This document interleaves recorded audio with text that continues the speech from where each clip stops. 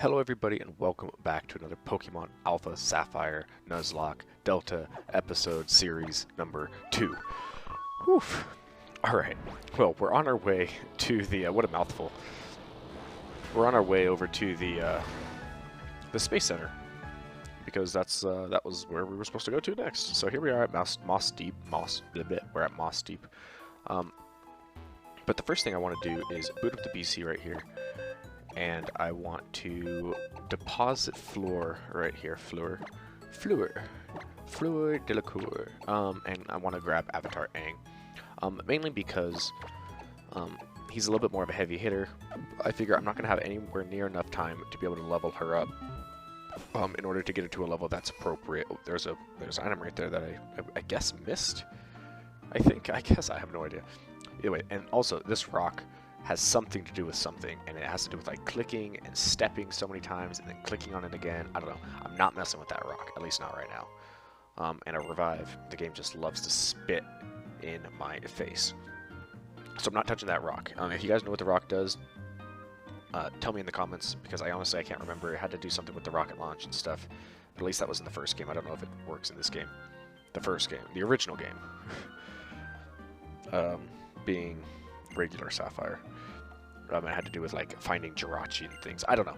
Weird stuff. But either way, this episode is definitely going to be a lot more dialogue than pretty much anything else. So if you're not into that, then I apologize, but that is what honestly the Delta series is. It's just a bunch of lore. So let me read it for you, and I'll shut up and let you guys enjoy the game. Indeed, please come this way. All right. So they're explaining to us what's going on, is what's happening. I imagine that you've heard some of the situation from Professor Stone. Our current plan involves using infinity energy within our rocket, combined with the life energy of humans found in keystones. Ugh. We will start by artificially replicating the massive energy that is triggered at the time of Mega Evolution. We will fire the energy produced from our rocket into space and create a warp hole, like the link cable, of course. By creating a warp hole in the path of the incoming meteoroid, we hope to be able to transport it somewhere far away from here. As a matter of fact, this technology already exists and has been incorporated in some of our commonly used devices. I think you know what I mean. Those panels that spin you around and then you come up warped to another spot? Yeah, it was in like the Team Aqua hideout and stuff. I imagine you've stepped on a few. An audacious plan, and using such technology, you would, may I ask, where exactly the asteroid will be warped to? Well, we're not entirely sure. And that's the whole problem. We do have a device that links the warp holes. We've named it the link cable. Now, it's very interesting. That's called the link cable. I mentioned it in the last episode. But it makes you think that there are parallel universes within each game. So, based on a theory, we can at least be guaranteed that we will be sending it away from our planet. However, we realize that we will need more energy than originally anticipated to control the link cable properly. I'm sorry to ask this of you, but... oh, shoot.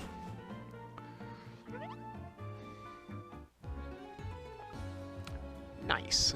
So this is the heart of the famous Space Center and what everyone talks about. Pretty impressive, huh, Aster? Murmur. Hey, stop murmuring. Excuse me, young lady, you can't just let yourself in here. Oh, where's the harm in it? Don't be such a stick in the mud. Right? Get right up in her face. Ugh, yeah. You, me too, lady. I wouldn't want someone talking to me like that and getting it all up in my face. Who are you?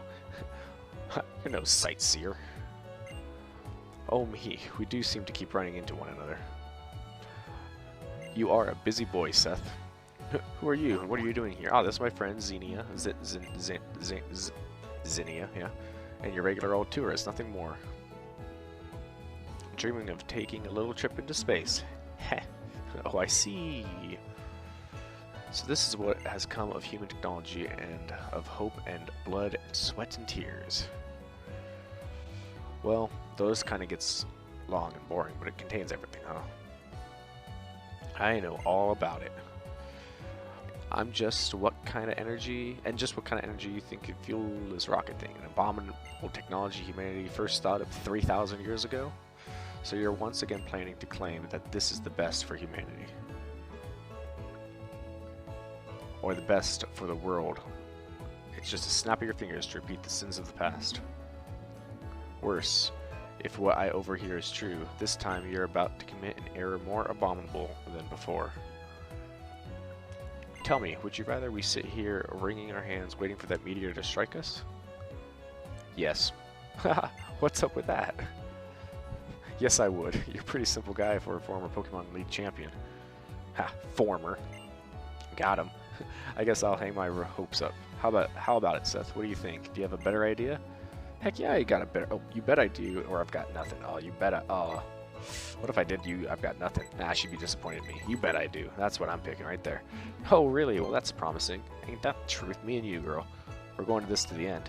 I'll have to tell me so you can set these guys straight. Look, I'm not here to criticize the way you guys are looking at this, but I want to be sure that you thought this through well and good. You know, there are necessary sacrifices, and then there are unnecessary sacrifices. What a disappointment. This is the best you could do with all your knowledge and technology. Instead of trying to make something out of nothing, you'd rather repeat the mistakes of the past straight up. No, you're going to add new mistakes on top. That really takes the cake. You guys need some imagination. The look on her face. That guy. Oops. But you were all in the middle of a conversation or something, right? Sorry about that. Well, I guess I'll just let ourselves out then. Come on, Aster. This chick is something else. She's like Thanos mixed with like Yoda. I don't know if that's the right combination, but you know what I'm saying. She's interesting, for sure. And the way she spoke to us, it's almost as if she came here for some kind of confirmation. And yet, I feel as though I should know her from somewhere. Nah, Professor, forgive me. I believe you were trying to tell us something before that woman interrupted us. Huh, yes, you see. In order to complete the warp hole, we need another meteorite shard, an extremely pure one. What, the one I got for you last episode wasn't good enough? Then we should head over to, okay, whatever, Meteor Falls. Sounds good. See, perhaps we'll learn something there. I'll head over to Meteor Falls at once. Follow as soon as you're ready. Well, I'm ready now. I mean, just take me with you. I feel I might discover a meteorite shard there. Well, duh. Meteor Falls. You think there's not a meteorite shard? Ooh. Either way. Yeah. So, what I was saying is, link cables and things like that. They linked games. On the old Game Boys and stuff. Game Boy Advance SP. Might have been the last one to do it. I don't know if the DS did it. I don't know. But you had these cables, and they would link the games together, and you could transfer your Pokemon from one place to another. And so, if we're trying to send the meteorite through a warp hole or through a link cable, then wouldn't it be sending it to like a different game in general? So like that would confirm that there's things like parallel universes and stuff, and that all the games are connected, but each game is individual in its own sense of its own reality. Which is why you can be things when you play the games. You can be Brendan or you can be May, and you have a chance to name your rivals because it's all parallel universes. So it's interesting. Either way, I had to learn, or I had to teach Kip surf because I got to surf here, and none of my Pokemon do surf. But yeah, that's food for thought. It's interesting to think about stuff like that because it would mean that all games aren't necessarily its own. Like it's not all game. The games aren't considered individual. Or the same, they're considered. I don't know what I'm saying. You know what I'm saying, and that's what matters. Anyway, let's pop on these little headband things, and you know, I'm just gonna start. I'm gonna fast forward this for you. I'm not gonna skip it, but I am gonna fast forward, so hopefully the sound doesn't irritate you or anything like that. But if I was just, ooh, that's a dragon trainer. But if I was just to not fast forward it, it'll get a little bit boring. But I'm gonna use another Max Repel over here. Oh, there's a little sparkly thing right there. I'll probably have to pick that up on my way back. But yeah, right now I'm just looking around for Steven. He's somewhere in this cave. I'm going to try and skip as many trainers as I can because I really just don't feel like fighting them. We got a little ball right here, PP Max. That would be really great on Blizzard, which I can just reteach my Pokemon, but I have to then forget Surf. It's an ordeal. But there's nothing wrong with that. Either way, we're going to Surf, and this is where we get Dragon Claw. Now, Dragon Claw is really cool, but not... I think it's Dragon Ascent, I think, is the really important one, the really I think I might have got that in Granite Cave. Or maybe I have to catch a specific Pokemon and then go back to, not Granite Cave, just Metropolis. I don't know. The one that you have to like dive to get to. The one with Origin. The one with the Cave of Origin. There's a place there's a house that I can get a special Dragon TM. But we're gonna fight this guy real quick. And I'm done fast forwarding it. I'm pretty sure I'm getting close to the end of this cave. So that's noteworthy. Alright, it looks like they got an Altaria. I might even be able to one-shot this thing. I mean, come on. You're a Dragon Pokemon trainer and all you have is an Altaria. I mean, as much as I love Altaria and I love Swablu and stuff like that, I feel like there are a lot of them in this game. This guy has, well, I guess that's it. This guy had him, the beauty pageant lady had one. I don't know, you just see them every now and then. And I feel like they are more common than they should be. I want to see more Salamances, do you know what I mean? But again, how many Dragon Pokemon are really in Gen 3? But yeah, this is going to be a double battle, so I'm thinking about switching Avatar Aang. Well, actually, you know what? Scratch that. I'm going to switch for Bok Choy. Bok Choy and Glimmer are going to be the ones fighting this dynamic,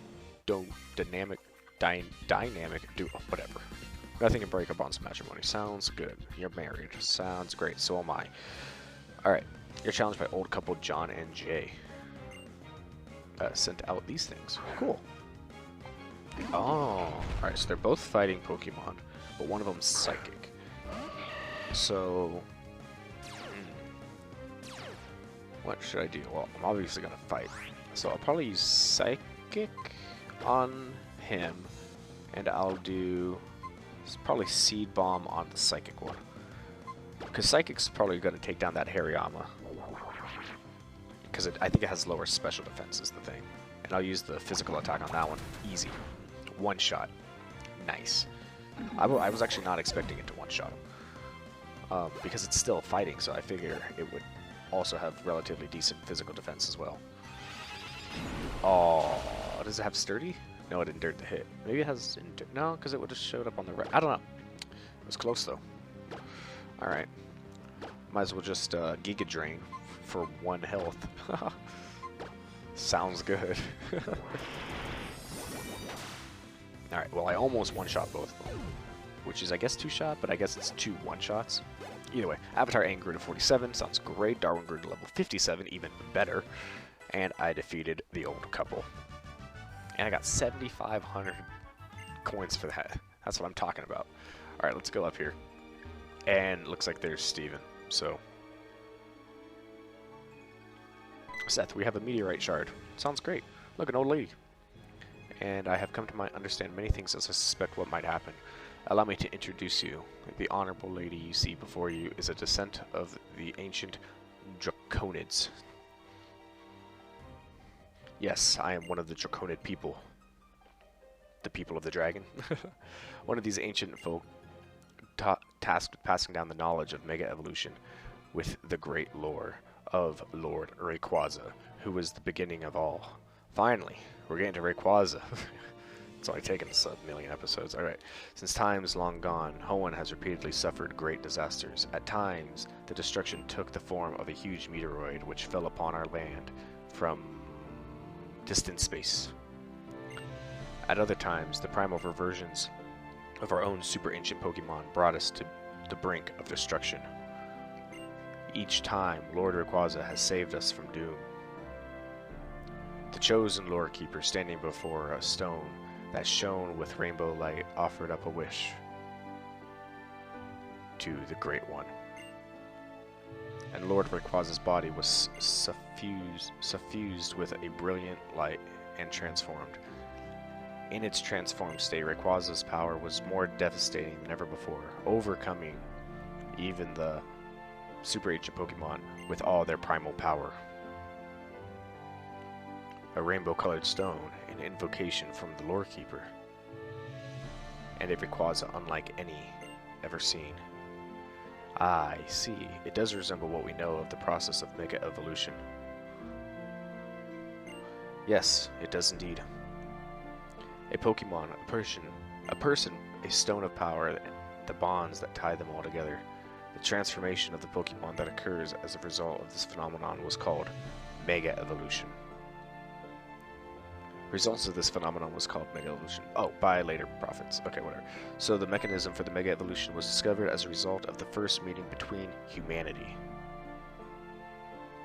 and Rayquaza. But I have one last question. That lore keeper you spoke of. The lore keeper is the one who has inherited the knowledge and power to summon Lord Rayquaza when disaster imperils this world. The true lore keeper of the current generation is the one called Zinnia. A disaster that now approaches our planet, as it has twice before. Zinnia has been trying for some time to avert it in her own way. To draw Lord Rayquaza to our sphere, she joined a certain organization that sought to revive the super ancient Pokemon.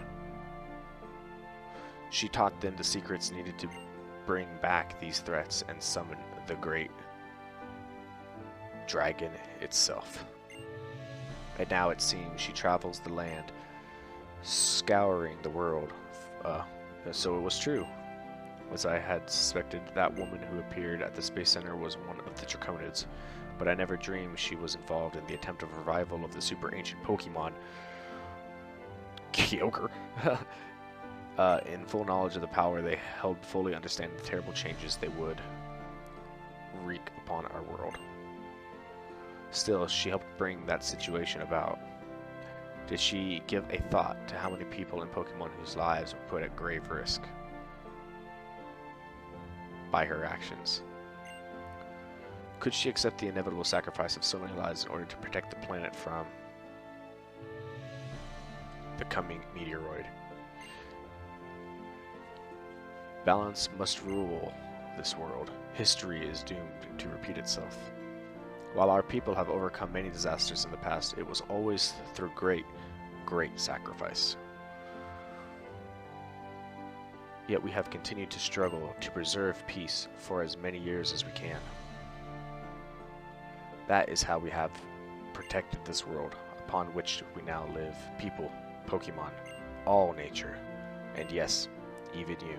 I do not know exactly what you plan to do, but do you believe that you are not sacrificing anything for your own protection? Zinnia will follow her convictions until the very end, even knowing the sacrifices they will require, even if the sacrificial blade is leveled at her own heart. Sounds like Thanos. But I like Thanos. He just had a bad way of going about things, and I'm sure Zinnia's going to have a better way of going about things. What is this? This vague sense of apprehension. And my intuition has often proven true. I'm going back to Rustboro. First, I have to get back to Devon. Well, then maybe I'll get back to Devon. Maybe I'll get back to Devon. Silverheld Dreamboat said that he was headed back to Rustboro. That's so funny. It's because they're both old. Yeah, let's do another repellent, sure. Alright. Here we are. Oh, ah, wah, ha, ha, ha, ha, ha. Okay, well, I mean, I was planning on just kind of stopping here, but I guess we'll do it after this guy. Ouch. Oof. You're that fantastic trainer who helped me before. Yo, geek. Whoa, I don't need to call names. He prefers to be called a nerd. I'm just saying. Alright, you're getting in the way. Yeah, whatever. He puts up his fists like he wants to fight, but his fists were like, oh no. Team Aquacrunch sent out the Mighty Anna. Whatever. I mean, it's not like it's a Houndoom, you know. Not like a Houndoom would be much different. I guess it's Fire Dark. Whatever. Quick Feet. But I've also got Quick Feet because I've got Trace. Alright, and I'm using Moonblast because Dark, I don't think Psychic works against Dark, so Fairy. That's how it is. That's just how it's got to be. And I get 1500 experience. Almost leveled up. So close. And you're going to send out a Golbat. Do I switch Pokemon? I might switch the Pokemon. Probably the... Yeah. Because Golbat's poison, so... I don't know, I really don't want to lose anybody. I'm trying to do this as much as I can, so I'm going to use... what's her bucket here? Yuki. Level 59. Sending out Golbat. I can't remember what's weak against poison, so... Whatever. I'll just use... Should I use Flamethrower? Probably just Flamethrower. Because if it doesn't one-shot him... Yeah. I would have used Overheat, but that takes 2 turns. And I wasn't sure if it was gonna... I didn't know if it was going to do the thing. One shot, that is. Alright, Golbat's down. Easy. Easy. I would have skipped this battle so you didn't have to see it, but I figured there hasn't been a lot of battles. So, I just show you what I can, you know. Yet another defeat. 2,000 for winning. Sounds great. Grr, I'm destined to lose to you all the time. Am I? You are. How many times have I fought you? What's wrong, Grunt? I mean, I feel like they all have mighty aims, you know what I mean? Like, how am I supposed to know the difference between Team Aqua Grunt and Team Aqua Grunt, you know? Whatever. Alright, well, here's another guy. And he only has 1 Pokemon, so that's not too bad. Ooh, a Muck. Maybe I should... Ah, shoot, what?